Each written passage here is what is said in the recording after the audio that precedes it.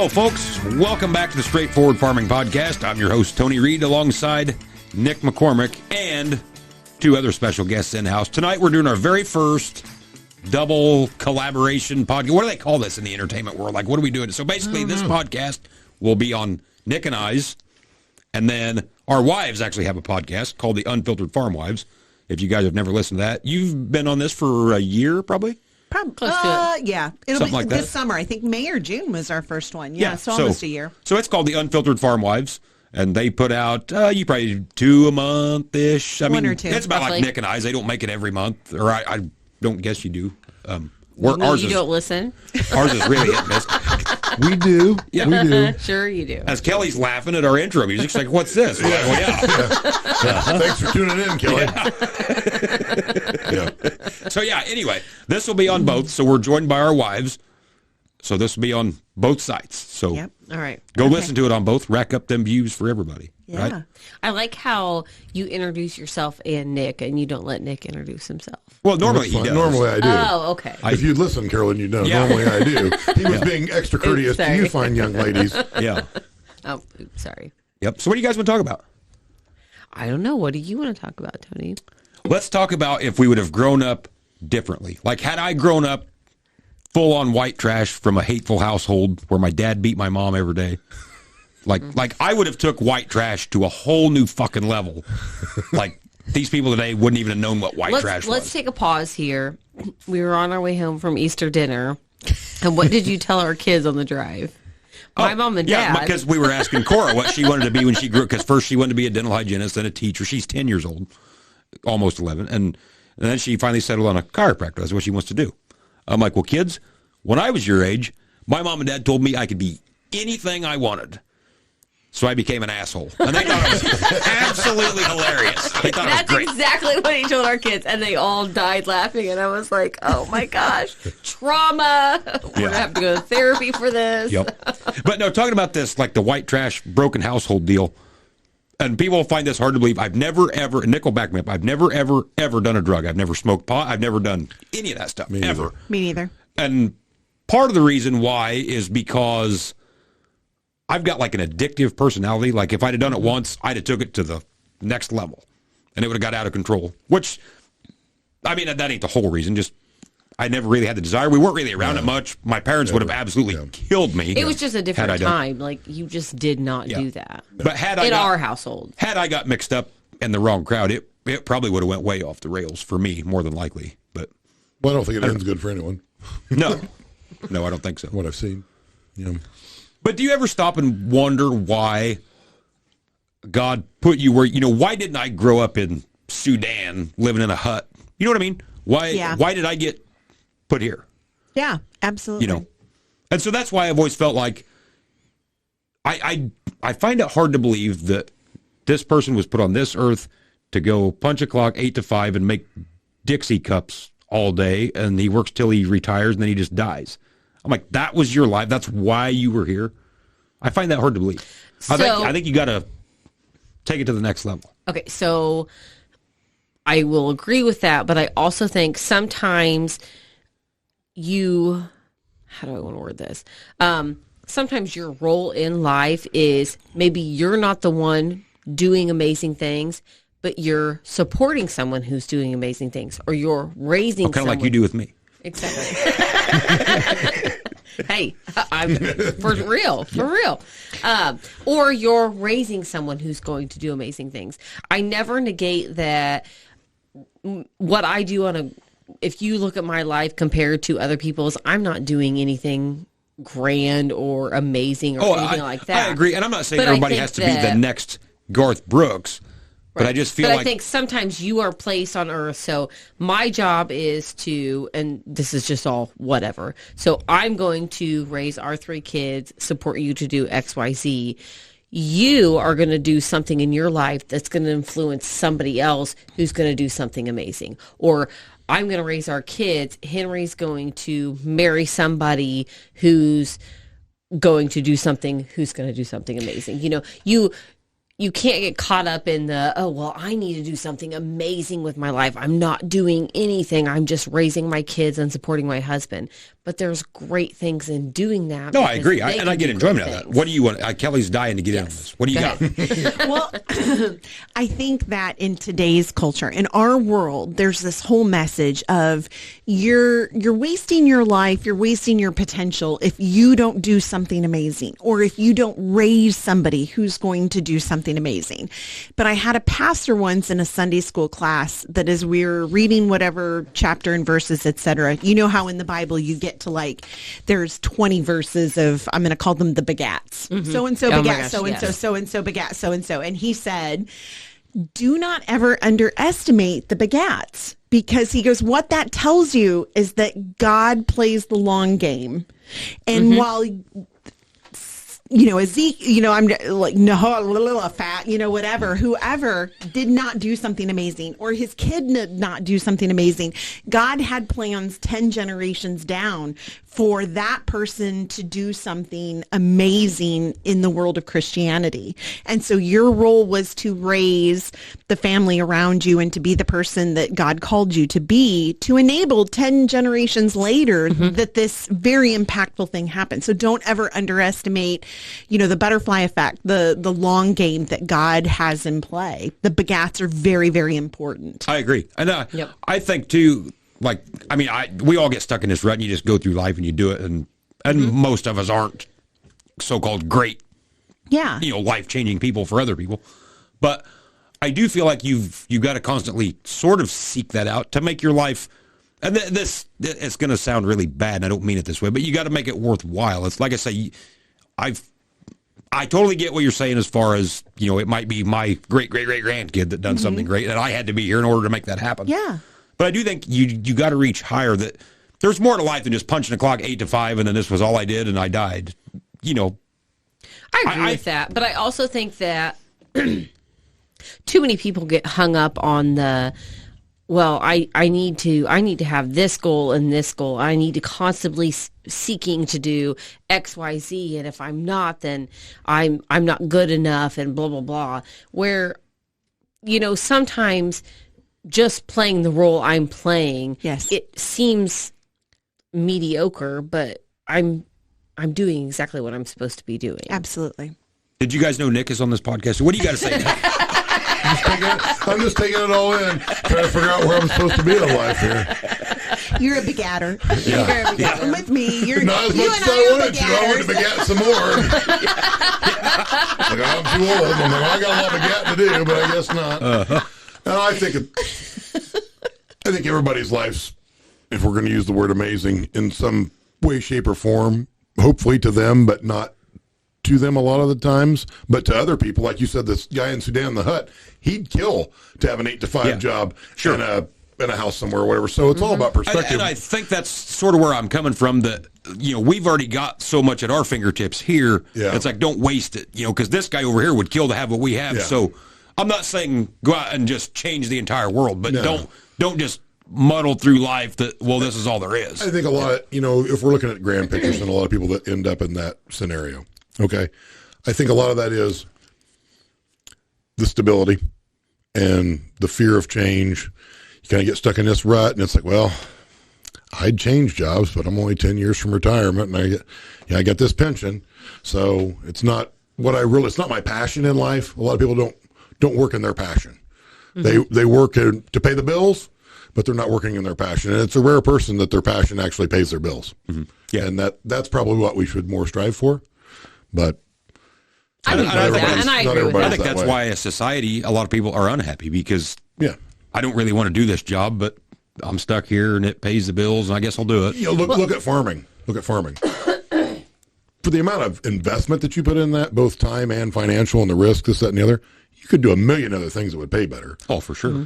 If you're willing to borrow $1 million of input money to put out your crop for, however many acres, you could borrow 1/10 of that and probably start a small business. Yeah. Throw some videos up on TikTok and start selling, flugel binders and make a better living. But it's the passion, it's the love for the actual act of what you're doing that makes it enjoyable. I agree. Yep, I totally agree. Yeah. And you see the people that are going after all that stuff all the time. And what I've noticed from those people is it's never good enough. If they're that goal oriented and they're that, greed's not the right word, but once they get to a certain level of income, like that's all they can focus on, and everything becomes about the dollar. Yeah, because we've talked about... I can't eat chicken wings today because today they're 40 cents a day. And if they can sell them for 10 cents on Tuesday, I'm not eating chicken wings today because they're making too much money off of that. Yeah. Who cares? Yeah. I hope the restaurant's making money off of them. Like the 10-cent wing day, they're losing money on them. That's to get you in to drink the $5 beer. You know? Yeah, because we've all talked, whether it's Warren Buffett, Musk, take your pick, that... It's easy for us to sit here and say, well, man, if I had $100 billion like they got, I'd lay on the beach somewhere or whatever. And that's most of us would collapse if you followed any of them guys around for 24 hours. It's just go, go, go. And I think, and maybe Musk is a little bit of the rule to the exception because he's actually physically building stuff where a Buffett, he's got company, but he's the investor. He's not physically doing it. Where I think then it becomes a challenge of, okay, I've got all the money, but now I want the satisfaction of actually changing the world. Musk trying to put people into space or electric cars or take your pick with whatever he's doing. And so I think then it becomes a challenge of now I want to do this just to see if I can do it. Yeah. At some level, like I think kids are this way. Okay, my child wants to come to your house. And that's all they want. So I bring them over here. Then what do they want? Well, then they want to go somewhere else. They want to do something else. Like, no, 10 minutes ago, this was the only thing you wanted to do this evening. Now it's got to be another level and another level. Like they're never satisfied that way. And I see that a lot with I'll call them the super entrepreneurs. Yeah, or not even that. Just like people that I know that are somewhat local or somewhat in my group, highly driven, that are fairly well off. Like they cannot focus on anything other than that. And they don't enjoy any of what they've got. No. So, meanwhile, the guy that's punching the clock 8 to 5, when he clocks out, he doesn't have those worries to worry about. He can actually enjoy going home and mowing the yard or going, doing whatever. Well, there's other people like, I got to get this done because I got 5 other things that I can probably make $5 off of. And you can see it, too, that once you get so big, it literally becomes a full-time job managing what you have now. Yes. How do I not lose it all through taxes and regulation and just stupid stuff? Yeah. And so I don't know. And I've always used this example, too, because it's easy to sit here right now as us just common folk that ain't millionaires by any means. We sit here and say, man, if I just had $3 million, that'd just be so awesome. I'd travel, I'd do this, I'd do that. But you do see how once you get so much money, and I've always used the analogy of if I'm in a tractor with no radio in it, and it's like, man, I'd give anything to have my phone, something to listen, anything. Yeah. So then you finally get in your pickup truck and you got your iPod there with you with 1,000 songs on it, and you just scroll one after another. The first 10 seconds of this one, you just scroll, and you're never satisfied. No. Now I've got it all right here in my hand, and you just keep Ask scrolling. Kelly, I never listen to the end of a song. Yeah. It drives me crazy. Especially if I start singing the song, that is a surefire sign. Nick's going to scroll past it. Next. He's like, Yep. don't want to hear cursing I'm that. like, we wanted moved to hear this this. city. And he's like, next. I was all But ready it's to... the same as, think about when years ago we had cable TV. You had 300 plus channels of stuff to watch. Couldn't find anything to watch. So you cancel it. So then you get Netflix and Amazon Prime or whatever. You have millions of videos to watch and you can't ever find anything. You're never satisfied.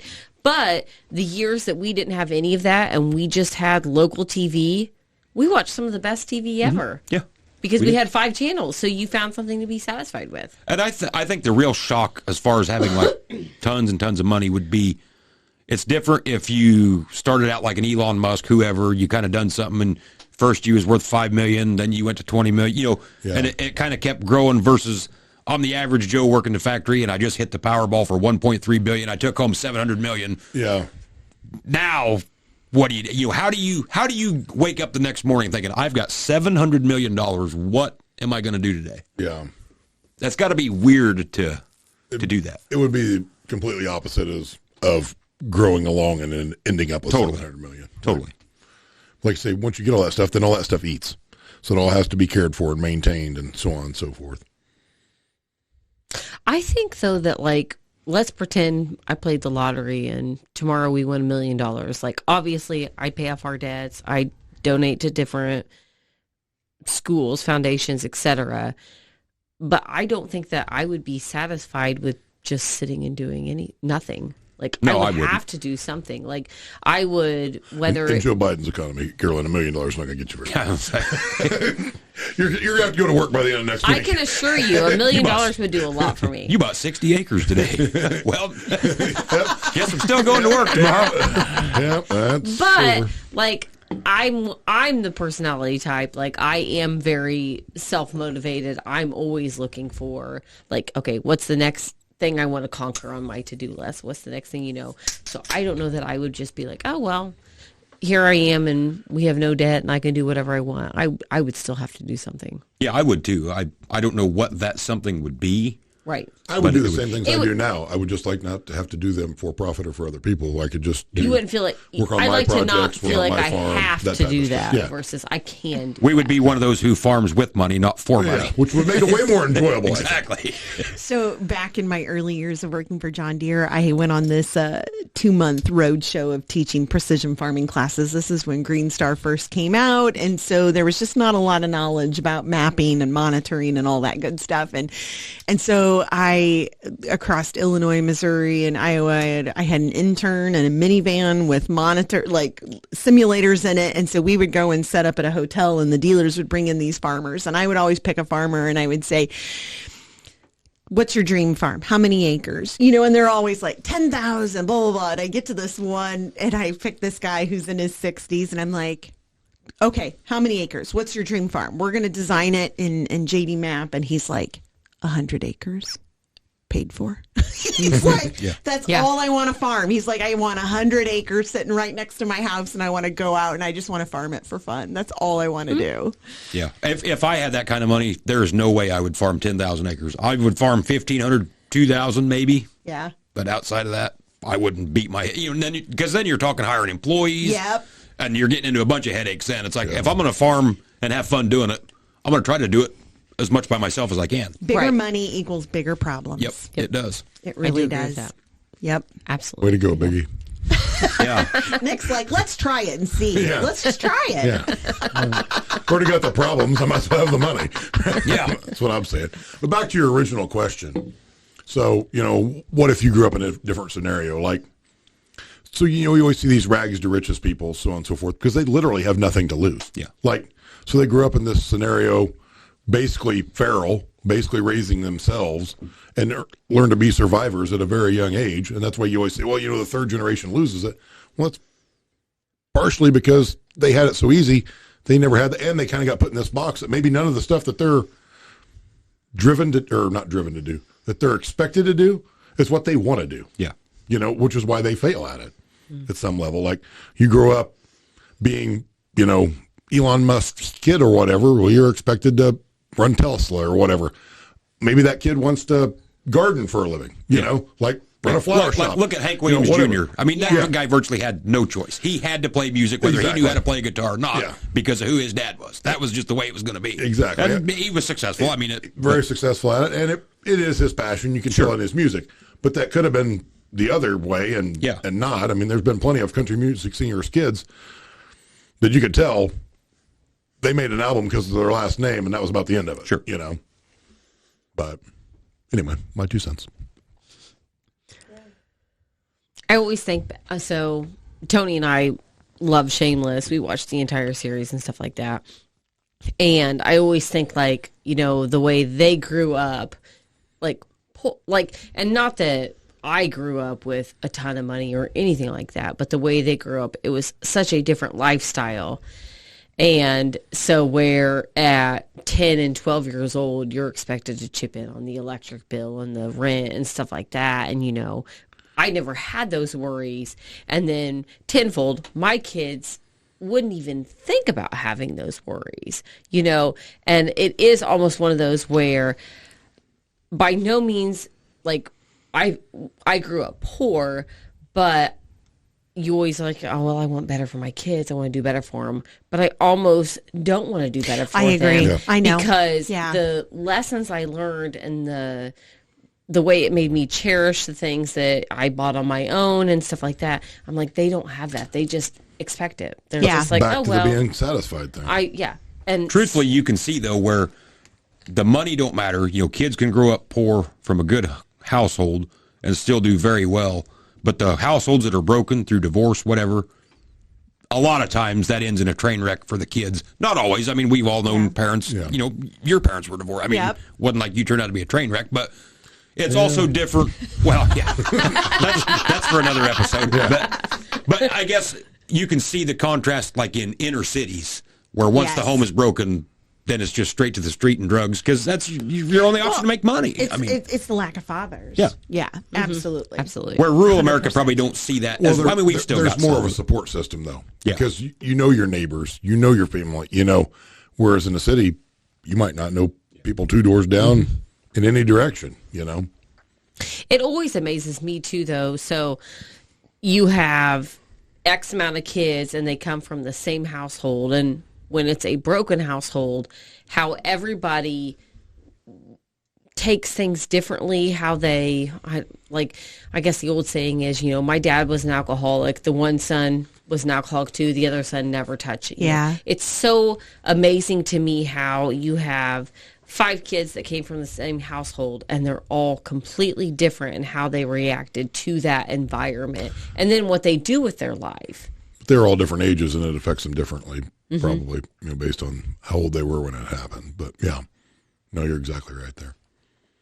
Because I came from what would now be considered a very broken home. My dad was married before, my mom was married before. They both had kids from previous marriages. They came together, got married, had us. So there was a lot of, dealing with this ex, and all of us came out completely different personality types. But you're right. It was the age and how, but I also think your personality kind of affects how you deal with those things too as well, I think too, like I look at my, one of my sisters, I think growing up, not even when it comes to divorce, but growing up in the 80s with the farm and not having any money and everything, how we responded to as adults to not having money when we were younger is so interesting because one of my sisters, she loves to shop. She has to have all the newest things. Her house has to look a certain way. Her vehicle has to be a certain way.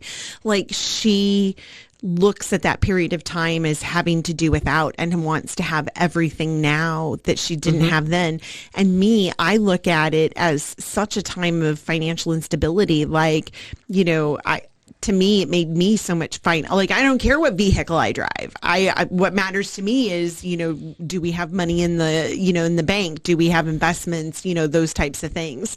I don't care, what clothes I have, those types of things. It's so opposite and it's how the same we both thing. are. Like, so I have a sister who's very much everything she owns has to be name brand and it has to be the highest dollar. And we're going to have a conversation about how she spent $300 on a pair of blue jeans. Yeah. And I'm over here and I'm like, I got this pair of blue jeans off Facebook Marketplace for $10. Yes. And I'm like, yes, thank God, because I'm not going to pay, Yeah. But totally how we just absorb that differently. Yes. Where I'm like, oh no, we need to save money. We need to be financially I don't ever want to conservative. be in that same position, et cetera. Whereas they're like, oh, I never had this growing up, so I need to have it. All of these name brand, amazing, beautiful things so I can show them off. Yes. Yeah. So, and I've never been that way. Like, our house is nothing fancy, built in 92, basic ranch style house.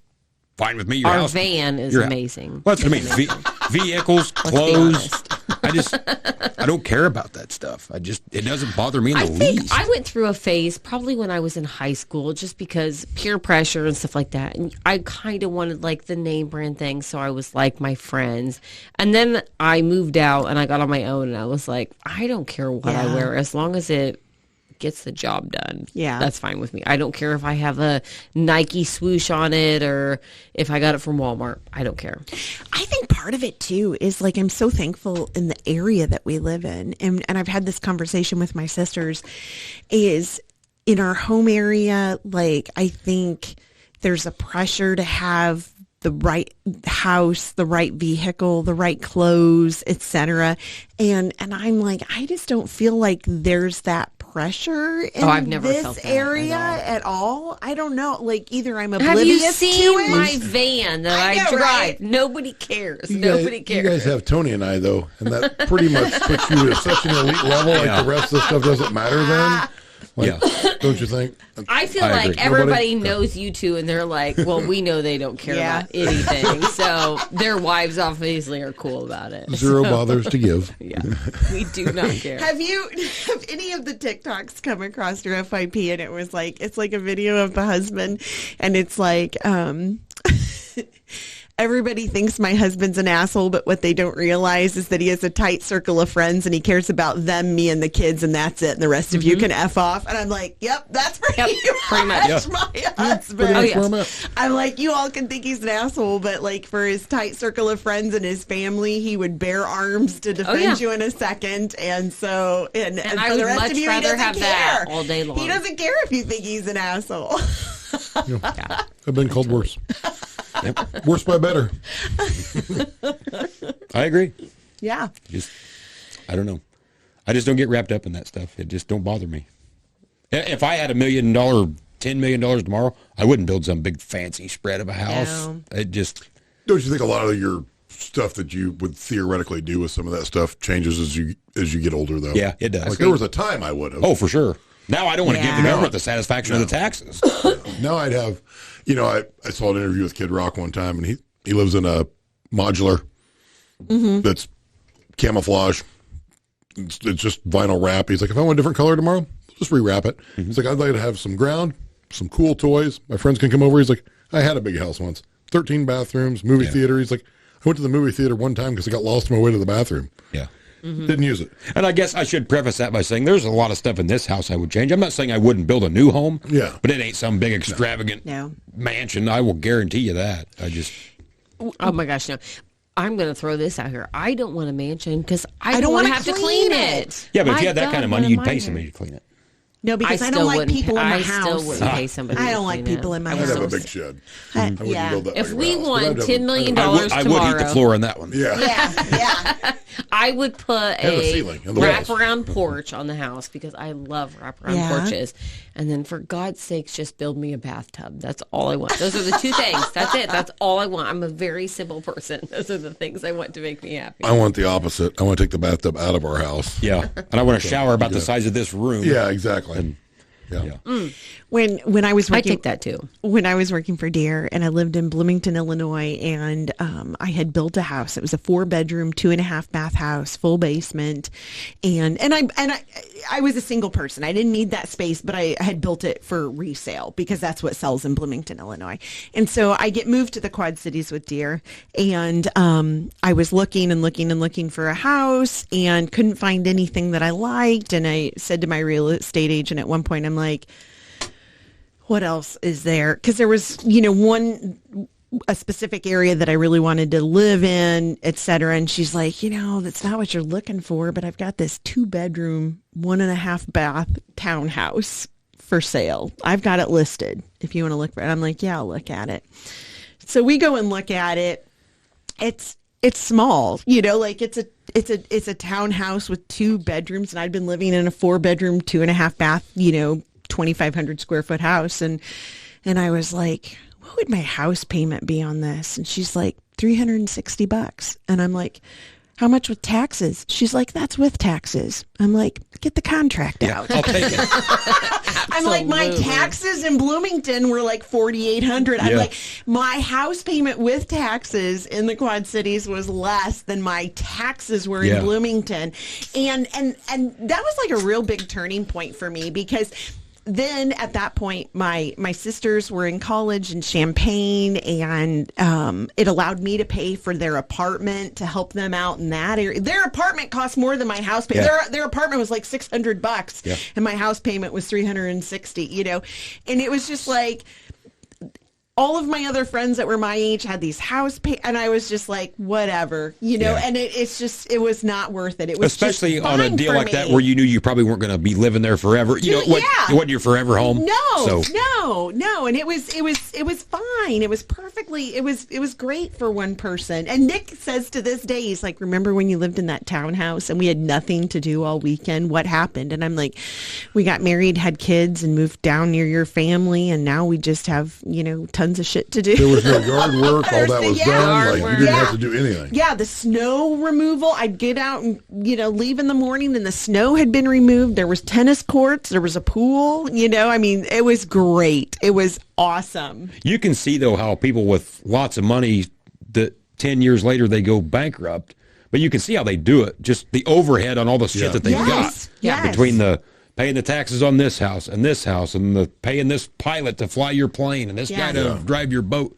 And man, that shit adds up in a hurry. It does. One of my one of the shows I used to love to watch was Extreme Makeover Home Edition, and you would see them come in and build these beautiful homes for these people who desperately needed it. But what they didn't tell you was the people then had to pay taxes on those homes. Yes. And half of those people lost those houses because they couldn't afford the taxes on that. Yeah. And you don't factor that in. Like so many people don't. They're like, oh, well, they have this beautiful home and it's free and it's paid for. No, they're still paying for it. And you negate that cost so many times. Here's a really interesting fact. I completely forgot about this story, but when I worked for GSI, the grain bin company, we actually worked with Extreme Home Makeovers on one of their editions, and it was a fascinating experience. It was a home, it was out in the country, and they were building like they put a bin in, and it was for like goats, to house goats. And it was the amount of logistics that go into that, because they are managing how many contractors come in within a week's time to completely revamp this. I mean, it was literally, we were working with the dealer, we were working with the show, and it's like, okay, between 1 o'clock and 3 o'clock on Thursday, that's the time you have to pour the concrete. And the concrete has to be dried in so many hours. So you have to put additives in to make the concrete dry. And then your crew can come in on Friday evening from 4 to 6 o'clock and put this bin up. So you've got to have 50 guys there to put this bin up really quickly. I mean, like, it is logistics complete. It was interesting to go through. I did not realize you did that. Yeah, I completely forgot about that till right now. It was a fun little experience, but it was also a headache. Oh, I'm sure. I've actually been reading a book. It's by one of the producers of Anthony Bourdain's show, No Boundaries or whatever. And he talks about a lot of that kind of stuff. And he's like, everybody just sees the show and the finished product. And he's like, the amount of money we spent and the people we had cast, and then they would spend, I think he said 9 weeks editing each episode. And he was like, Anthony Bourdain was very verbal about his dislikes about the episodes, and he is like, you're constantly going back. And he was like, it was just, you basically were living on high adrenaline every single second of your life, because you're like, I have to meet this deadline, this deadline, this deadline, So, I can't even imagine with that, because you have 1 week to finish everything. Yeah. And that's it. Yeah. It was interesting. It was a fun experience. I wouldn't say fun. It was an interesting experience to go through, but it was very intense. I'm sure. I was not on the show. And why not? It was not that intense for me. The only intense once Kelly got home was complaining about it. Yeah. The rest of the day was fine. There was a lot of for fuck's sake. That's my most favorite expression in the entire world. FFS. Oh my gosh, I love it. Every single time anything, I'm like, for crying out loud. I know. I say it in my head like 100 times a day. I just hope and pray that I don't let it out. Other than I regret 100 times a day that it goes through my head. But I literally 100 times a day, I'm like, oh, for fuck's sake. You'll have that. Yep. Yeah. So going back to your original question, Tony, because I have it written down here and I keep thinking about it. I think, though, that growing up in a stable home, like, your moral values, what's acceptable and what's not acceptable, are way different whenever you come from a very broken dysfunctional home. I would agree, but also, where does it go off the rails? Because we all know tons of kids that grew up in great homes that turned out to be giant pieces of shit. Yeah. So where did they go off the rails? I mean, I was just asking. Maybe life was just too easy, and so they just stopped caring. Maybe, maybe not. I mean, some people are just wired different, and it's going to go off the Agreed. rails regardless. And some of it's like, I think I speak for Tony on this one too. 93% of the reason I did what I was supposed to do most of the time, and I'm not saying I didn't fracture the occasional rule or law here or there, but was because I didn't want my dad's foot in my ass. Yeah, exactly. And that's where he was going to put it. Yeah. He'd proven that. And I respect him for it. I'm happy about it. Yeah. But I'm like, that makes a lot. You're like, hey, I got choice A or choice B. Which one's least likely for me to end up getting, in trouble when I get home? No, I agree. That was, fear factor of, one, the disappointment because your parents are not going to be happy about it. And then two, the fact that you're physically going to get a foot in your ass, which is not fun. Yep. And that's where it comes back to the father figure. Was your dad Red Foreman? What's that? Was your dad Red Foreman? It was very similar, actually. That's Nick's hero. Yeah. Red Foreman. I I'm love not Red going to lie, Foreman. he's my hero I too. just used that and slogan Kitty right Foreman is my before- hero. I always tell everybody, I'm like, Tony's red, I'm Kitty. Right before we left the house, I just told my daughter if she did not act accordingly, the next problem she was going to have was getting my foot out of her ass. True story. That did happen. And then we left and got in the truck. Came over here. That's hilarious. And that's probably as far as that story will ever get. You know what I mean? That Yeah. generally. Oh, no. She kind of laid down the gauntlet, though, so she's going to get a foot in her ass here pretty quick. She's like, I've heard that. You say that all the time. You've never done it. And I'm like, Ooh, that sounds like a challenge. I was going to say like, challenge accepted, Nick. that was a poor choice of words. So I'm going to buy a new pair of cowboy boots tomorrow. Yeah. They are the same person. Because I always buy square toes. I'm going to buy a pair of pointy toes. There you go. Because they'll get farther up the ass. They will hurt worse. Trust me. As someone who's experienced both, the pointy ones are worse. So I will be getting a new pair of boots. The funny thing is, though, like I think about the way my parents parented, and it was very much do this, and if you don't, foot up your ass. Yeah. Where we are probably more that way, but I try to, I don't know, I try to give a little more leeway probably, and like talk it out, I guess is the way I want to word it. Like I give them the opportunity. I'm like, all right, here's the deal. I'm going to give you one chance to tell me the truth. If you mess up, you're done. But I'm going to give you this chance. My parents never would have given me that chance. I've tried to talk it out with them and be like, hey, I could just beat your ass and get this over with. And that takes like 30 seconds. It's not enjoyable for me, and it's definitely not enjoyable for you. Or we can work through this, and you can give me the appropriate answers, and we can get to the end game. My daughter can't figure it out. Never going to figure out the right answers. No, it'd just be easier to beat her ass and go on. Really? Okay. So my experience has been as if I lay it out like that, they immediately confess and tell me everything. And I'm like, okay, so. This isn't necessarily confession type stuff. Just usually it's you get into it with her mother. I'm going to take over the disciplinary area because that's my role, and I'm fine with that. I'd be like, yeah, show a little humility, a heartfelt apology. We can probably work through this. Nope, she can't wrap her head around it. Nope, just physically can't make it happen. Why are kids so stupid sometimes? But I haven't obstinate. touched any of my kids in. I was going to say, I can't remember the last time you raised your voice to our kids even. Honestly. No. I probably don't have yell at to. the kids more than you do. Yeah. Can we just all have a second to feel sorry for me and sympathize with me as you understand that I'm raising the female version of Nick McCormick? That's not true. Can we think about that for just a second? That's not true. I was never that way as a kid. Oh my gosh. Good luck. Whatever. Let's just think about I was this. not that way as a child. And the funny part is my kids see little old grandpa over here who's handing out candy. Oh, exactly. right. Oh, he would have, all them stories you told me, you're just full of shit. I'm like, I'm not knocking my dad. Don't get me wrong. But the whole time growing up, I'm like, well, I won't have to be that hard of a hard ass. I'll just send him to Grandpa's house.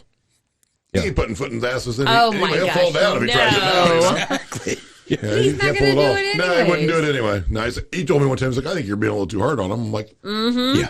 go look in the mirror and see who you see in that mirror. And then come back That's and talk what to me. oh my gosh, yes. One of my favorite things that Nick's ever said is he's like, sometimes if I take the belt out of my pants loop too fast, I give myself chills thinking about my childhood.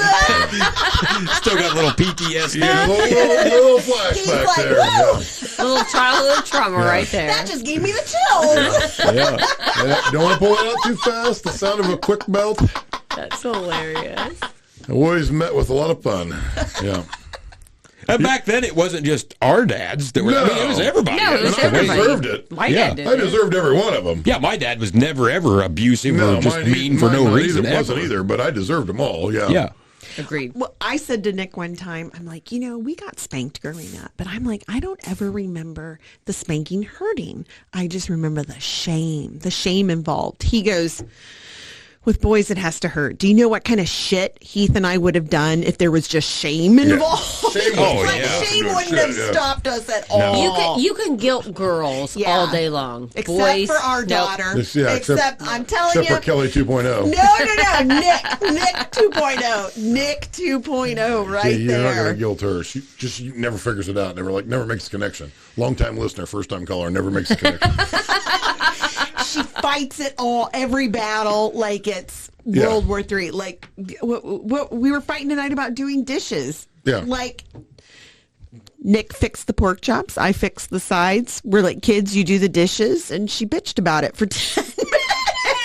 So I told her, I'm like, stop. I'll take care of them. I'm like, that's fine. I'm like, but tomorrow, we're selling off all your shit. You're not playing any more sports, and I'm selling all your shit. You'll have 2 outfits, 1 pair of shoes, and I'll get rid of all your shit. And I'll do the dishes from here on out. I'll never ask you again.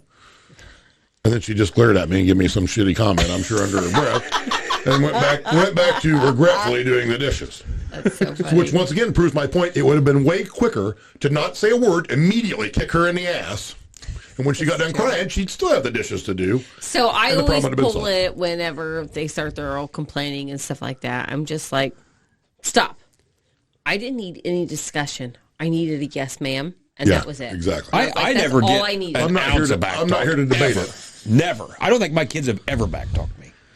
And she's sitting here flipping me off. I mean, have they? Am I wrong? They don't, because they're terrified of you. And like you say, I don't lay a finger on them. I very seldom raise my voice. I know, but they're terrified because they see you get mad at wrenches and hammers and bulldozers. I'm holding too and much back here, Kelly. If you just let me spread my wings and fly, they'd be scared they're of me. just like, oh my gosh, if he gets that mad at an inanimate object, what's he going to do to me? Just like the Bobby Knight video we watched. Yeah. Exactly. So, yeah. No, they will. The big thing, which I will say this right now, they've been good as gold the past couple of weeks, and it'll change in turn because that's the way kids are. There's an ebb and a flow to it. But they've been good as gold the past couple of weeks. But like, I'll be like, oh, well, these are your chores. You need to do X, Y, Z tonight. And they'll, and then they do it. And I'm like, that's fine. Sigh all you want. I don't care. Just don't complain.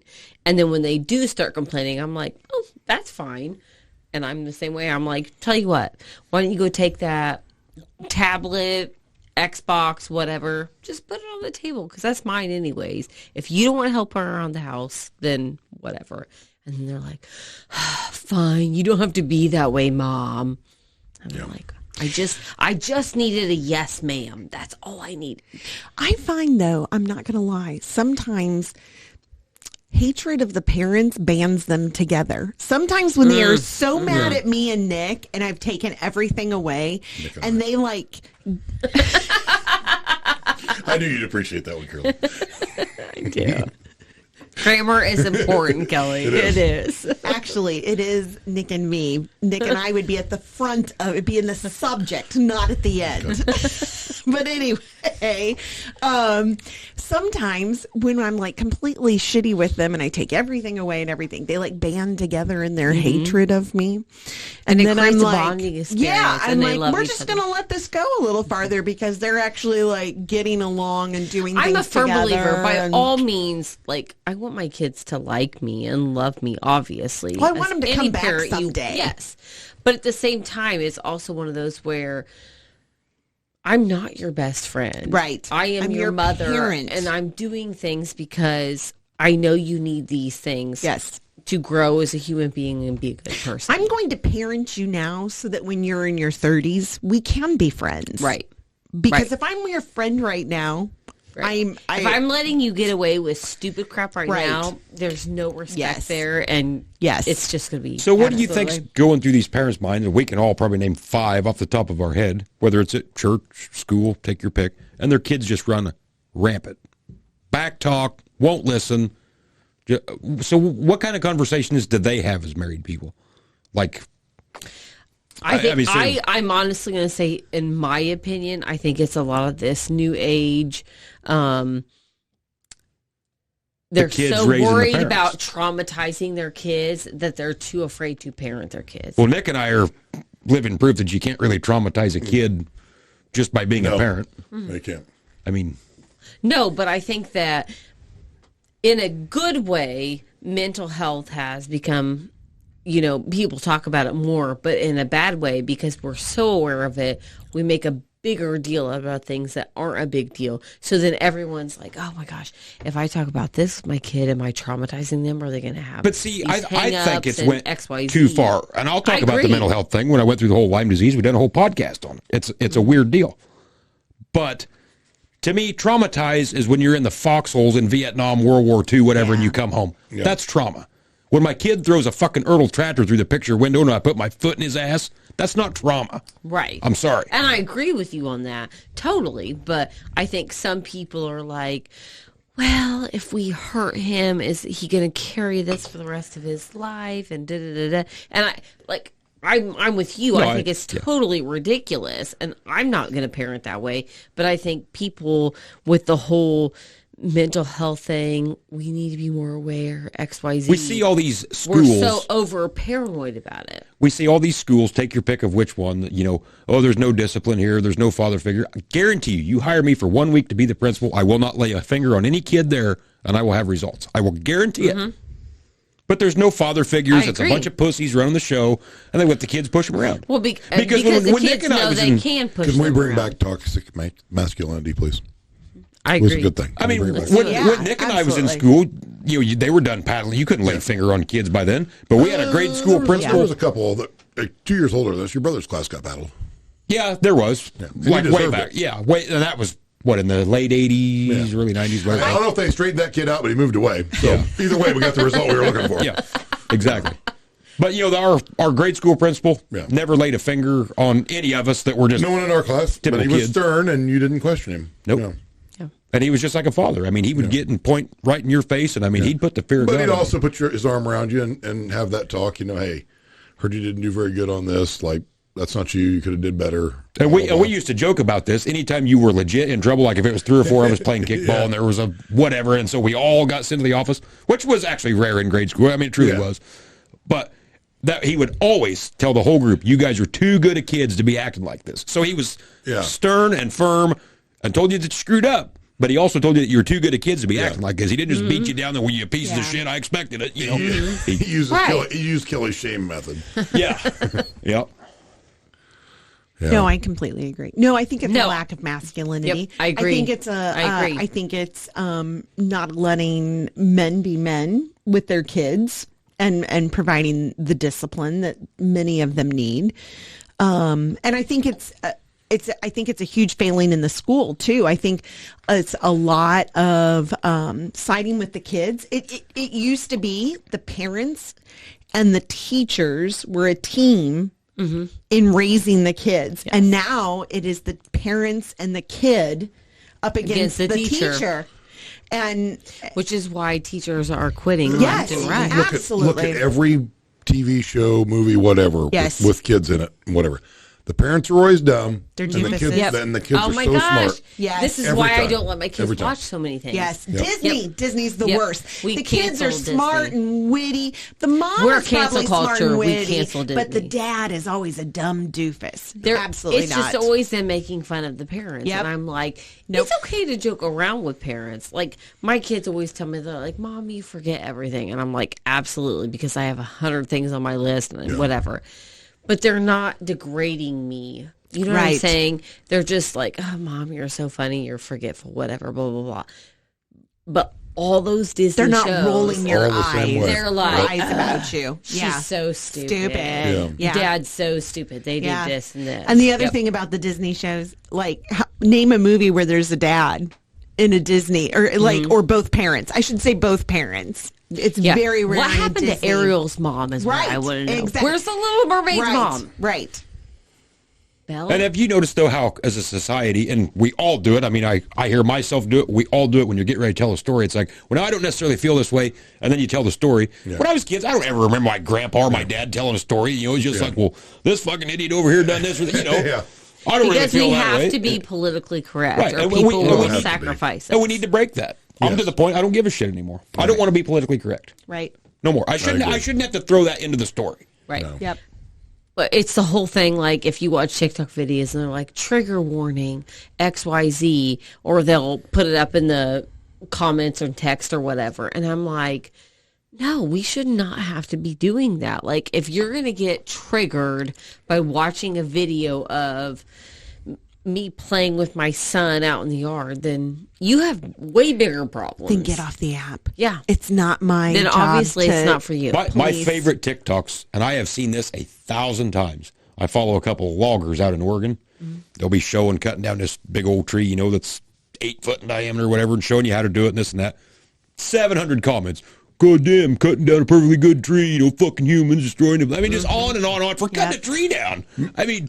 Meanwhile, they've got products made of wood. Yeah, but, you know. exactly. Yeah. And same way on pets. I mean, the first time you see a dog chained up and it's gosh. below 32 degrees, go damn, chain the owner up out there. And this, I'm not even going to say some of the stuff that I seen as a kid, but they survived for how many years? They're animals. Who was keeping them for warm God's then? sakes. Yeah. And this is coming from someone who spent thousands of dollars on her own pet and stuff like that. But they're animals at the end of the day. Yeah. And that's what always cracks me up. You see the Sarah McLachlan. Yes. In the arms of an angel. Whatever. And I'm Ruin like, that song for me. yes, let's spend When I was a kid- thousands of dollars to save these animals. But on the flip side, there's millions of kids starving on the streets. And we're like, well, you when I didn't was a make kid, good God's enough honest video. truth, if the neighbor's dog come over to your house and tore something up, killed a chicken, whatever, it was usually one chance, you know, you call them or you took it back, right. whatever. If it come over again, it got shot. Yeah. Right. And it was that was a mutual agreement. If my dog went there, I expected it to get shot. Yeah. If there's and that was If just, they were a nice neighbor, they just peppered it with a little bird shot. yeah, and that was just the way everybody rolled. It was like this community agreement that you just shot dogs. Yeah. I mean, could you imagine today? Oh my Could you gosh. imagine if the way we grew up, you could actually post it on Facebook without getting it banned today? Oh my I mean, gosh. Yeah. Yeah. what it would have been like. It's just unbelievable. Yeah. Good times. Things have definitely changed. Unfortunately. It's like everyone has to be politically correct and trigger warnings and all these things. And I'm like, Tony, I'm just done. And this over even it. drives me nuts too, like with social media. And I get tired of being called this. Oh, you're such a good advocate for agriculture. Well, why does anybody have to advocate for? Well, I mean, where's the carpenter advocate? Where's the chiropractor at? You know, why does ag just suddenly have to be this advocate? You know, like somebody owes me something because I'm a farmer and you feed the world and this and that bullshit. Most stuff I raise don't go into human consumption anyway. It goes into ethanol. Mm-hmm. You know, but everybody always wants to beat their chest and I'm a farmer and you owe me something. I feed the world. And no, you don't. I mean, why do farmers automatically get that? I think at the beginning it started out as a not noble. What's the word I want to use? Like they were just trying to get people to recognize what farmers do. But why I'm does it like matter? you. Why, I think now it's gone to the 10th power where it's like I say, where's the carpenter advocate? Where's the guy showcasing what he does? Where's I would the agree. the guy making tennis shoes? I mean, why does it just have to be farmers? I don't understand that. It's kids making tennis shoes, Tony. Well, I think that But they need to be spotlighted. I think that people felt like farmers were the underdog for so many years and got dogs. Well, I don't really see where it's any better. I mean, I think it's. I'm just. I think it's because there's saying such a huge disconnect between the people growing their food and the people eating the food. Right. That they said, "Hey, we should Right. connect this. Let's educate the consumer, and then they'll appreciate it more." but we've educated them the wrong way. I don't think it necessarily worked. I'm just saying I think that was the goal. Yeah, I've said 100 times. Go ask the Illinois pork producers. Hey, could we go in somebody's hog barn and do a film and actually show where bacon comes from? Oh God, no! Don't go in there. Instead of fighting PETA, we're just going to shut the doors and keep it in the dark over here. Yeah. to me, the best way to show people that we're not in here beating animals with 2x4s is to take them in and show them. But that's off limits. We can't do that. That's why I have such a problem with Farm Bureau and all these groups that want to be so-called advocates. I think the problem with that is, though, you can't just take a snapshot. They have to see the whole movie. Exactly. And to see the whole movie, you damn near got to grow up with it. Right. Or around it, near it somewhat. Like, you can't just experience a small clip of this confinement building. Because that's going to show you a little bit, but that doesn't show you the backstory and the other parts that go into that. And I think that is very hard to display, all the stuff that comes along with it. And if they're already predetermined to a negative opinion, you can show them 1,000 videos. You can take them to 1 million hog buildings, and they're still going to be pissed off about bacon. But on the other side of things, Tony, you have to have somebody putting that message out. You can't just lie. You just can't roll over and lie and let the ideological tyrannists, take over that messaging and not fight it. But I guess it's to the point now, it's like I feel like we've already lost the battle. Because I know. I think you have to keep fighting. You have to keep fighting. Because how is that any different than anything else? How is that different than having traditional marriage? How is that different than having kids raised in a two-parent home with a Christian education, a Christian background, etc., where you just can't lie down on those matters. I'm gonna draw a comparison here, and they're in no way near the same thing, but they're both fighting battles, one being way bigger than the other. But I'll take the church and your ag organizations, Farm Bureau, whoever. Okay, so the church is always under fire, right? So do we just say the heck with it? We've already lost the battle and just sweep it under the rug? As you're saying, the ag companies should, or not companies, but ag advocates should do, lobby groups, whatever should do? No, they should. You got to keep fighting it. So for every bad thing that they're not doing, they are doing 10 other things correctly. So you got to look at the big picture. We have to keep fighting the fight, because otherwise I think we drown quickly. You can swim your ass off without a life preserver at some point in time. You're going to drown. And they're throwing as many preservers out there as they can, but they don't catch them all. My thing is nobody wants to fight hard enough is my exact problem with it, because we have to tiptoe around it. Well, this is how it is, but we can't say that because we got to be politically correct. And so now we just keep drifting further and further and further to the left. When are we going to dig in and say? That's literally every organization and every topic we come to. That's politics, baby. You know me. I've got a standard no meeting policy. I don't go to meetings. I don't do it. You know why? Because that's where stupid people are allowed to talk, and you can't tell them, that's fucking stupid. We're not doing it that way. We covered it 3 meetings ago. Quit bringing it up. That's dumb. We've already got the project accomplished, but you want to rehash some stupid shit. That's why I don't go to meetings. Little quick side note. And I lost my train of thought on that, but that's the same thing. They can't just come out and say that way, even though, and that's the unfortunate world we live in now. Used to be you wanted to fail fast so you could come to the right decision. Now we want to beat failure to death. We're just going to go down this slope, and we're going to find 1,000 ways to fail and do it the wrong way because, well, the right way might hurt someone's feelings.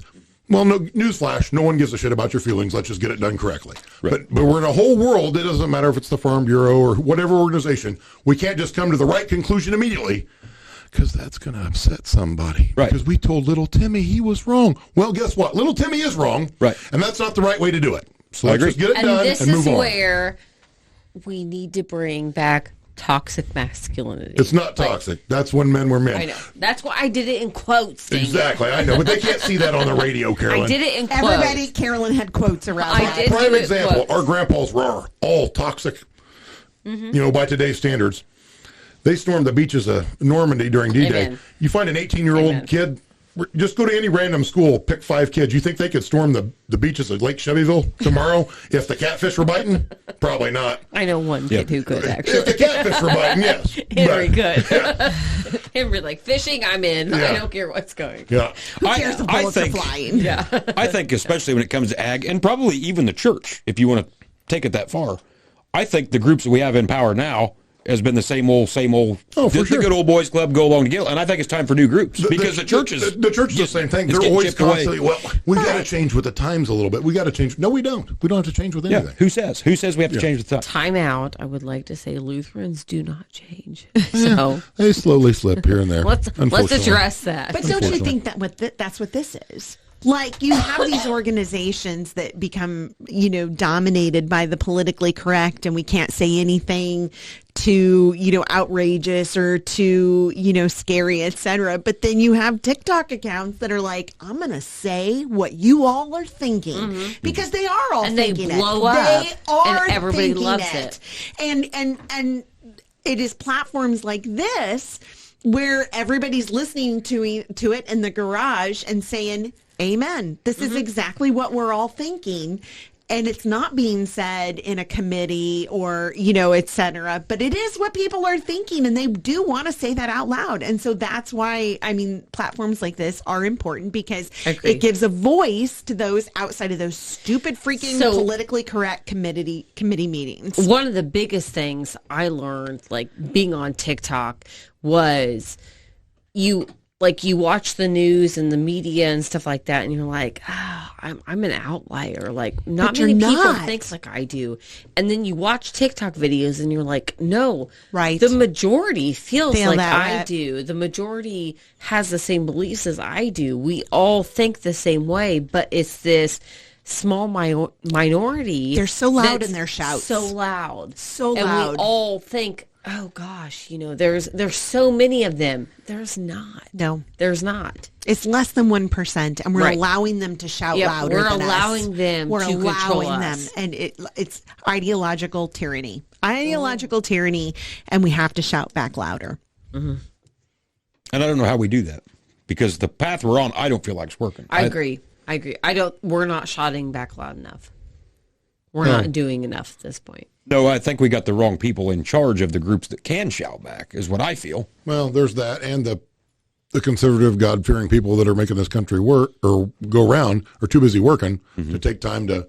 They don't have 2 weeks to go protest about this, that, and the other. Or at least they feel like they don't. Well, and we're not in charge of the platforms. No. You have, the Facebooks, the TikToks, the Instagrams of the world that are filtering out the 99% versus Agreed. the 1%. That's what and I that's a always problem. say. Can't we find 3 rich Republicans that can open a news media outlet of some fashion? Yeah. And that's what tells me they're in on it. That's why Well, they... that's what I was going to say. They're in on it. That's a whole other They don't care. whole rabbit hole, but yeah.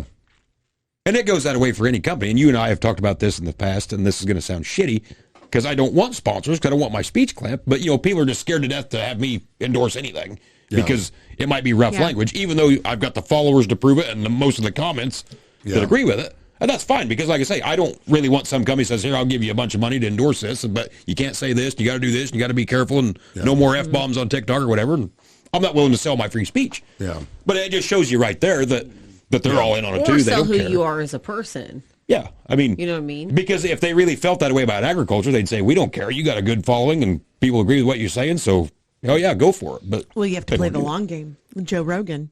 Joe Rogan is an FU. He played the long game. He went on and on and on and built up his audience. And eventually his audience was so big that nobody could say you can't no ignore to it. him. Well, You they're couldn't all- ignore it. And they're Right. also And focused so- on the alpha brain. That But I mean, I've you always have tried to play it. the long game. And I've always said, too, that have to. if it's the coarse language that gets you, then how does Ron White or Eddie Right. Murphy or, take your pick on guys like that, they could get an endorsement for anything. Yeah. I mean, so, and I don't care. I don't want people to come off like I'm whining. I mean, I've told you 100 times, I don't want sponsors. I just don't. I want to say what I want to say. Yeah. Well, that's my thing. Once you get sponsors, they're trying to control everything you Yep. do. And that's what I've always told him. I was like, I don't ever want it to get to a point where people are questioning, is he saying what he really thinks, or is he doing this because XYZ is sponsoring him? No. I always want it to be, he's saying exactly what he thinks. Yeah, I agree. And then, truthfully, if you get too much of that, then you turn your page into the Home Shopping Network. Agreed. Today's WD-40, then it's, Yeah. I don't remember the movie. It was a sports movie, but it's like first time they called a TV timeout. They took the focus off the game and made it on the products, and they run the game. There's truth in that. Now we're stopping the game to advertise instead of letting the game. Yeah. I feel so sorry for the coaches and the players that they have to be interviewed like at every timeout. Which every is the halftime, dumbest thing whatever. I wouldn't do I'm like, it. leave them I just alone wouldn't do to it. win their freaking game. Yeah. But they allow it. Just don't do it. Just be like, no. They have to play the game. They can't do that, though. Right. Yeah. They have to. Yeah, there's rules on that too. But if they didn't play the game, think how that would turn their entire. Well, I'm going to quote my dad. This all goes back to seatbelts. The first time they made us put a seatbelt That's on, right. that's when the world went to shit. And he's not wrong there. Yep. Have you seen that TikTok? I think was it maybe Matt Kenseth, one of the NASCAR drivers, crashed out in a race course. They always got to do the interview. Yeah. And he'd been in trouble a week or two before and got fined for saying something or whatever. And so, I mean, every question they asked him, it was just the same answer. Something about great day for the, whatever car he drives. Was Kurt Busch or Kyle Busch, wasn't it? I don't remember who it was. I think, yeah. But yeah, and I mean, just every question they would ask, he would just say the same thing. And it had nothing to do with anything. I think finally he's like, have I been here long enough? Yeah, exactly. That's great. That's great. Yeah, I don't know, but like I say, I guess I get tired of the whining that ag needs a bunch of advocates. I don't know. That sounds shitty being a farmer, but I guess I just want it to be a level playing field. Why are we so special? Agreed. I see that. And I but say that as a farm wife. I say, Agreed. as soon as you quit talking, you let someone else, whoever is talking the loudest is going to win. And the moment you quit talking, you lose. And so you got to keep talking. I think we have to push because we're under fire. Yeah. The carpenters aren't under fire. Right. Agreed. The electricians aren't under fire. Farmers are under fire because there's such a disconnect between what we do and what our products are consumed as, that people have a hard time making that connection and that leap. They think they're going to the grocery store for food with or without us, which isn't really necessarily true. And I think that's where it falls in. So we have to keep explaining ourselves. Otherwise, they're going to take our livelihood away because they make no connection between the fact that I buy pig, I feed pig corn, pig go to market, pig get cut up for bacon. They don't. That process never happens for them because they're so far removed from it. I think it's, and you have to remember too that the conversation, the voice, the advocacy is a form of education. So I'm going to go back to when I worked for the grain bin company that I worked for, and one of the employees in my group was when we were talking about restaurants or whatever one day. And she says, I only really eat at Chipotle. And I'm like, well, why do you only eat at Chipotle? And she's like, because all of their meat is pasture fed and organic and blah, blah, blah, blah, blah. And I'm like, really? All of it? And she's like, yes. And I'm like, well, let's go check the website. And I'm like, they have these great little cartoons where these happy little hogs go into a barn and they come out happy other little hogs on the other side, et cetera. But I'm like, if we go and check the website, it says Chipotle will source their meat from these small organic farmers as much as their operation allows them to.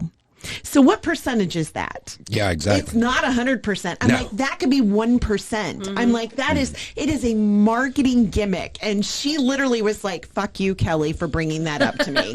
And I'm like, I'm just pointing out to you the truth of the matter. I'm like, it is a marketing Truthfully, gimmick. all restaurants should use it if they, you know what I mean? Because it's genius. Right. I'm like, it is we're in the marketing office here and you are falling for marketing. But I'm like, let's go look at the words on the website, and the actual words on the website were Chipotle will source their meat from farmers that farm in these way as much as their operations allow them to.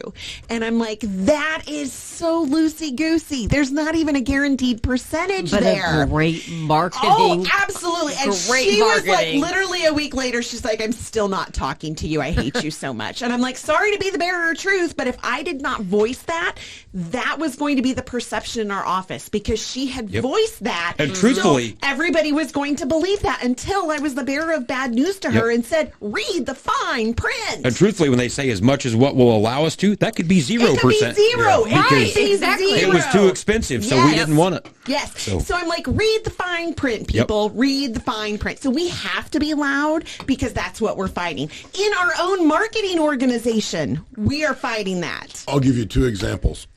And the first one was local. This lady's brother-in-law tests different types of farming practices, et cetera, et cetera. And she makes a comment to a group that I had a friend in. And they were talking about whatever, and the subject of Roundup comes up, and she honestly thought that they injected Roundup into every seed. Like, no, it's a contact killer. They sprayed over the top. months before the crop is harvested. No clue that that's how it went. So then fast forward, a good friend of mine used to work for Monsanto in Hawaii. And tour comes through, and they're looking at the different plots or whatever, and they're like, how is there grass between these? He's like, why wouldn't there be? Well, don't you spray these with Roundup? He's like, yeah. Well, I thought that killed everything for miles. He's like, no, it only kills what you spray it on. And they're like, and they just mind boggled by it. No, because they just don't know. So if you don't tell them, like they're never going to know because they hear Roundup bad, and that's all they can, because the media has told them Roundup's killing them, even though they have no idea how it's used and what quantity it's used, and and what it actually does. And that's just one of the thousands of issues farmers face. The consumer is so uneducated in that, like, you go to buy a car, car will get you from A to B, and that's all they need to know about a car. They don't care how it's manufactured necessarily because it's not a hot button topic.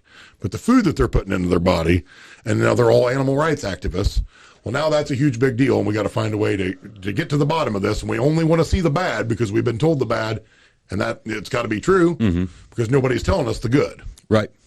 And I don't know, do you think education and advocation is the same thing? Because maybe that's where I have the disconnect. I don't have a problem getting on TikTok and saying, okay, we're planting corn today, here's a corn planter, here's how it works. I don't have a problem with that. I enjoy doing that. But I don't need to be out here beating my chest to, hey, I'm a farmer, look at me, we're growing food. I think the issue that you're referring to is neither of those. It is a huge issue, and there's a lot of people that do it. I know exactly what you're talking about. I'm farmer, hear me roar, you owe me something. Yeah.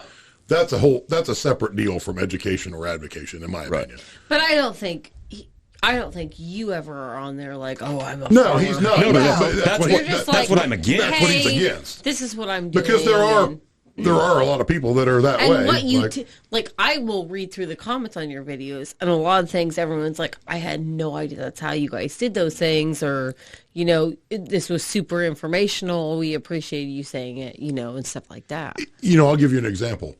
So through TikTok, have you realized, holy cow, my knowledge of farming is way smaller than I thought it was? Yeah, for sure. I've been around my entire life. Farm these two things, and that's it. Yeah. Central Illinois, this small window. Farming is way, way bigger than that, and stuff that they're doing on canola or sugar beets or whatever, vegetables. Yeah. Peanuts. It's way different. I didn't know that's how they did it. I'd never thought about it. Now, I'm not whining and crying about how they're doing it, and I'm not screaming that they're killing me, whereas some of these other people are, but I still didn't know. Right. Oh, I'm the same way. I've learned so much through that app of just seeing people do it. That's mind-boggling. Whenever you had posted something about doing the farm tour, somebody contacted me about growing peppermint. And I was like, I didn't even know that was a thing. Yeah. Like, you grow peppermint to harvest it. And I was like, we need to check that out. I worked with a guy at Deere his family's farm in Colorado grew, what was the grass? It's the grass that's planted. Fescue? Maybe in the middle of between interstates. Who was the guy we talked to in Louisville about all the grasses? Oh, and Nussbaum from Oregon. Yes. And what was the grass that he was? Well, that was the Kentucky 31 fescue, but Okay. the it special. was fescue. Okay. Yeah. Maybe it was fescue, but I was like, so you farm grass? And he was like, yes. And it's planted in between, two. They grew it for seed to sell. And I'm like, I don't understand. I didn't even know that was a thing. It was so educational to me. It's sort of like the city people that they just went to the store and bought food. We just went and bought grass seed. Right. You didn't think about Right. somebody grew it. Exactly. Absolutely. And I want to we all give city people a hard time, and they're like, oh, well, how do you not know where your But we're ignorant food comes too, from and in some whatever. ways. But on the flip side, I think about people who harvest watermelons, strawberries, cantaloupe, and I'm like, potatoes. I'm like, I have no idea how they do that. Yeah. I'm just as clueless as a city person. Yeah. And it's fascinating whenever you start to dig into it and how they do it and what they do. It's like, holy cow. I'm not going to lie, though. You mentioned potatoes, and I'm super excited how I'm going to grow potatoes in my garden You this should year. have planted them this week, actually. Well, we still got the ones from last year that we didn't harvest, so they should be there.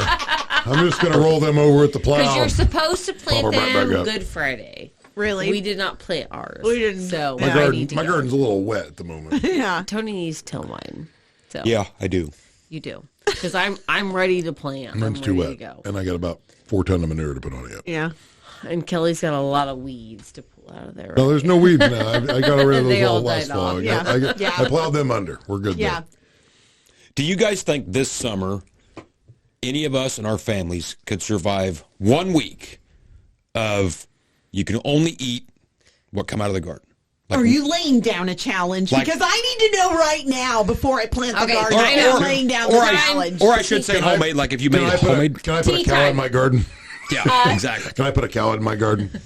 Tea, Dude, time we're out. meat hoarders. So, We have enough in the freezers. okay, that's what I was going to ask. So is it counting like meat we have in the freezer? No, you can do that. Well, I mean, we'll give you one entree. I mean, we're not going to be vegetarians. Yeah. Okay. What about Can I- seasoning? Salt, what about, pepper? What about flour? I wouldn't know about flour. See, typical women. Yeah. A simple question, and they got all these questions now. Well, no, By the time they get it down here, they're going to have I casseroles need made. the details. Yeah. I need details. So can I use flour from the store? Or do I have to? No, you have harvest to get my your own wheat. Yeah. I don't No. need flour. I'm just saying need I don't care seasonings. how you prepare it. Instead of getting a bag of mixed vegetables out of the freezer, you Okay. get vegetables out of your garden. I don't care if you dump them in canola oil or whatever you do to cook them. I don't care. So You gotta eat I'm what just come out of the saying, garden. like if I make Salisbury steak for supper, can I get? A TV dinner? No, can I get meat from my freezer? Right. It was and raised in our potatoes pasture. from our. Okay. Right. All right, See, now you guys have talked me out of the challenge. Here I. He was all pumped. What a jolly good idea. There we were. There we Oh, were. I could totally do it. I think I could do it. I could do it. Well, now Could you've pushed they the have rules. come from before? Like if there was green beans that came from Yeah. my garden and they were already canned. Yeah, but 1 week, the only meals. You're not allowed to eat out. You're not allowed to throw in a frozen pizza. The whole family, just what think we I I agree. would do it. assure I could do you, I would survive better than you would. I could do it. I can make it. That's all we ate when I was a kid. I mean, it really was. Grandpa and grandma's. And I know, but now I make a 5-course meal, and you're like, I know I I, think can I'm make gonna it. throw it in When the fridge. You Kelly always have to travels, I change just it up. eat the canned vegetable soup. That's right. yeah. he doesn't eat vegetable soup. Oh, when Kelly's gone, that's all I eat. That's all. Tony- You can make it like 30 Tony's a seconds. rare breed. He's not going to eat anything Yeah. at all, Nick, ever. Nick at like But 9 o'clock frozen at pizza night the and other pizza night. rolls and chicken patties. He's like hungry and he's like, I'm a little snacky. And I'm like, are you? And I'm like, well, there's popcorn. And he comes back with a huge ass 2 quarts. A A quart. quart, It was 1 a quart. Sorry, 1 quart of home canned vegetable soup. And That I looks was like a snack to me. Yeah, it all homegrown. Well, I wouldn't say the carrots were not homegrown. The carrots were not homegrown. Ruined it for me. Never mind. I know. Sinner. I don't grow good carrots. Potato. I the will potatoes say- were not homegrown either. So hate I canning did peas. carrots, So it's but I basically will bought in tell soup at you, this it was such a wet season last year. Half my carrots rotted in the Really? ground. Yeah.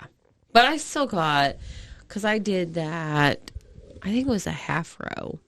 I still got over half of that in carrots. The beef was beef was raised by Nick's cousin, and the tomato juice was from the garden. The beef broth was made from beef bones from the cow. The potatoes were from the garden, and then the carrots and the peas See, were I bought. didn't get many potatoes this year because mine all got just too wet in the garden. Here's what I think. This would be a good experience for our kids to do that. But then we're going to couple this. We're going to call this Amish Week. Okay. Okay. Okay. We can we Are can we have sewing our own we- clothes we, too? we can have lights on. Have showers, whatever. We're getting costumes, Carolyn. No TVs, no devices, nothing. You guys still have to shave your legs. I'm gonna preface it Here's right what I'm now. going to say. Here's what I'm going to say right now. He likes to lay down these rules. And he can't follow them. He will never survive. I'll bet you $100 I will. You would not. You don't think I would when I've got a bulldozer and all that stuff to play with till He- dark and he then come in hasn't and go to even- bed? He hasn't I even will. finished the rules yet. No. And you're already saying Because he can't. as soon as you come in, you go to our bed and you play on your phone on TikTok. Well, that's just because there's no rule right now saying that I can't. Yeah. But in Amish week, he's not going to do that. I'll bet you $1,000 I could do it. Who's going to film this? It's Amish week. Yeah. How are you guys going to text back and forth? Yeah. Yeah. Can you guys stay out of the group chat? Yeah. I can assure you. You guys are supposedly buds. We pull in tonight. Kelly's like, oh, the barn's gone. For about 3 months, Gomer. That Why was don't a you go month see ago. your friend that lives 2 miles away once in a Talk every while? single day, but in true Amish fashion, you're 2 miles away, and that's too far to visit. Yep, it is. She just didn't know. She didn't know. Which I heard a funny joke the other day. You know why there's no Amish in Western Illinois? Why? It's too primitive. That's kind of true. As soon as they catch up, some Amish are going to move over there. That's some dad joke. If I ever heard in all one. do you think More or less. do you think our kids could make it 3 days? Yes. How my kids could. So one of my childhood friends, I'm going to shout her out here because she listens to every podcast. Hi, Seidel. So anyway, one of my childhood friends, Seidel, her husband talks about the greatest summer of his childhood. And his dad was a doctor. He'd spent his childhood in Africa before coming back over to the States. His dad was a missionary doctor. And he was like, one summer, my parents took the TVs and put them in the attic and said, nope, we're not doing any of this all summer. And he's like, at first they were like, what are we going to do? And he's like, we made this list of things we wanted to do. And he's like, every morning the conversation was, what are we doing tonight when Dad gets home from work? It was a kickball game. It was a softball game. It was tag in the dark. It was catching fireflies. He was like, it was the best summer of my childhood ever. Yeah. And so, I'm certain, and we ought to rotate the kids. Have art. Yeah. One day they're here, one day they're here. Yep. Yeah. Because they'll be okay if they got something else to do. Yeah. But my kids will bitch to high hell.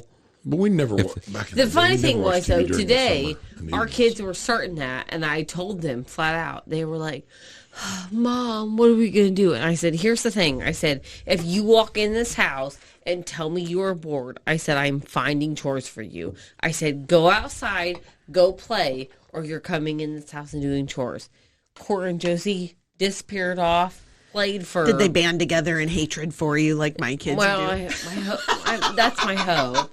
They had a wagon, and I don't know what else. I mean, I don't care if they lay in the swimming pool. I don't care what they do. I don't care what they do, but keep your ass out of the house. Put the tent up. Be like, what was it? Our friend Allison, her aunt or somebody had 7 kids, and she would give them a box of saltine crackers, a pitcher of iced tea, and a roll of toilet paper, and send her 7 kids outside and lock the door. And be like, don't come back till I call you for supper. And they probably had a great summer. And they were fine. They had the best time of their entire life. Absolutely. Now, if we do this, there is no helicoptering. No. Looking out the window every 3 minutes. Where's the kids? Where's the kids? They'll be fine. They'll be No, fine. I'm fine with that. As long as they're our kids versus daycare kids. Because the daycare kids, I have to helicopter. Well, yeah. That's my job, literally. Well, they can come to our house, and I'll let them go feral. The daycare kids. No, I'm talking about your kids. No, not my the daycare kids. My kids, I'm fine Your with. daycare kids would have to sign a Like a waiver. waiver. Yeah. We're gonna go feral over at Kelly's house. No, my daycare kids, I have to be way more on top of. Yeah. My kids, I'm like, get out of Outta the here. house. I do not want to see you over 3 hours. Yeah. And if I do, you're doing. But we all complain about it, which our kids are not allowed devices till 7 o'clock in the evening, and usually by 9:30 they got to get off. And then they might watch TV till 10 o'clock till they go to bed. But as far as having a device, whatever, it's over. You know, we all complain about, well, that's all these kids do, but we let them do it. Yeah, that's true. So it's time But to... we do it. Yeah, but once again... Not during Amish week. Right. But once again, I'm the head of the household. If my dad wouldn't have sat and read the newspaper the whole time, but told me I had to go do something, I don't say, well, all you're doing is reading the newspaper. Yeah. Once agree. again, I would have got the foot in my agree. ass. Because Yeah, guess what? You only try that once. Yeah. Right. I was the one who was at work all day. If I want to come home and lounge around and do something, I agree. that's fine. And I will agree with that. Okay, Amish week. Oh, If any of you listeners want to get involved in this, maybe we can start a new trend, Amish week. What Amish week challenge? We have to pick a week. Yeah, well, and then the okay, Amish, they got to do Modern Man Week. Which, of course, they're probably not listening. But anyway. I mean, you guys got horses. You can take this to the 10th power. Good. It's pretty easy to go Amish if you take the horses and go horse camping. Those places are pretty primitive. Yeah. That's the one place my daughter and I get along, so that might work out. This could be the summer you guys reconnect. Amish Week. Could be. We do usually connect over that deal. We usually In get along 20 fine years, with that. she'll look back and say, Amish Week changed my life. Yeah. My parents made me do it. I hated it, but my dad and I bonded, and we have been tight ever since. Of course, he put a foot in my ass the following Monday. But Couldn't ride my horse because he kicked me in the ass. Yeah.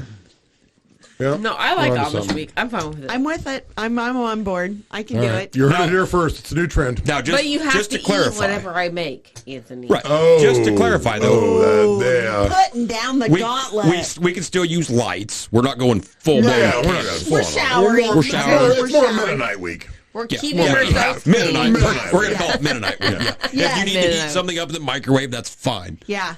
But it has to, no pizza rolls. That's fine. No But hot Unless they're I'm going to homemade. preface this by Unless they're saying, homemade. because after I got Lyme disease, it changed something. Because like when I had it, like I could be laying Claire in the bedroom and she could make toast in the toaster, and it felt like my head was. I mean, my sense of smell was like off the charts, heightened. Like if she'd be frying taco meat, it was. Yeah.